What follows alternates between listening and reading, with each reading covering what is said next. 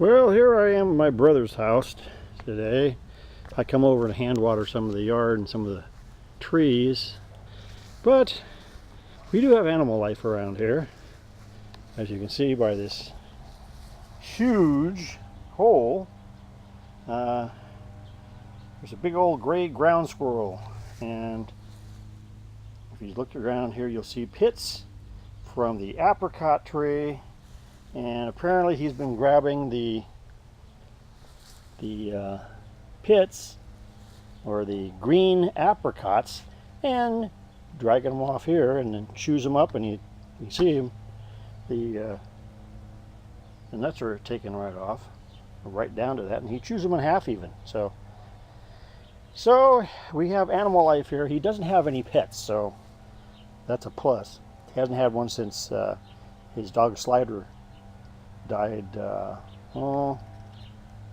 I guess it's almost 2 years ago now. Anyhow, he had that dog for like 19 years. Well, anyhow, I'm going to go around the rest of the property here and take a look around. But there's a lot of yard, and of course he's got his shed back here in the corner. And it's right there. It's completely done now. Built it all himself with his own plans, no one else's, all built by hand from scratch. No other plans than the ones he drew up himself. So you've noticed he even has gutters on this thing, so it is something else really. Anyhow, I'm gonna go back inside now. Well, here I am back inside my brother's house. Gone inside now, and you see everything's been pretty much fixed up down here.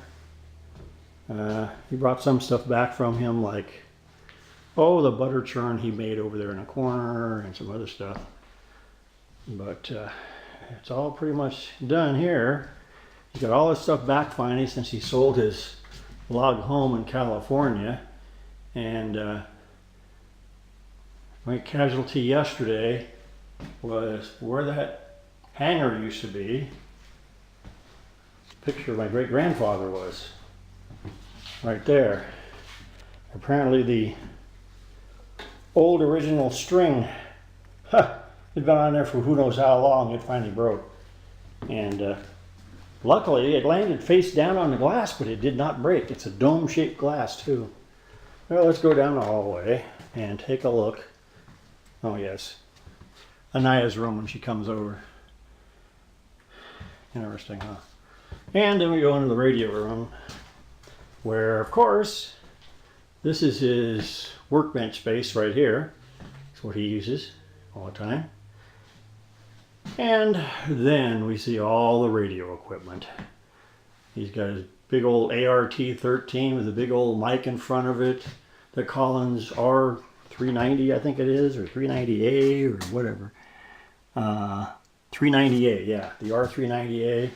He just got that one not too long ago, and his ICOM, of course, transceivers there. And he picked up this scope here not too long ago too. At I forget where, but anyhow, he's got an SX96 over there, and basically, in fact, even the old original Hallicrafter speakers up there in the top. And he has, of course, the BC348 receiver, and there's another BC348 receiver for parts in the corner, but he's going to restore that one later as well. So that, and here's the Atwater Kent on top of the Ward's radio. This is actually a Montgomery Ward's radio, and it's Airline, I guess is what it was called, but that's where it came from. So, give you an idea how old that sucker is.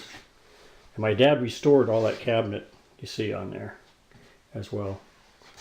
Of course, he has his parts bins, and this entire display cabinet, actually it's two of them, that he got at Habitat for Humanities, and they get some really good stuff there. It's surprising. They have stuff that comes in all the time.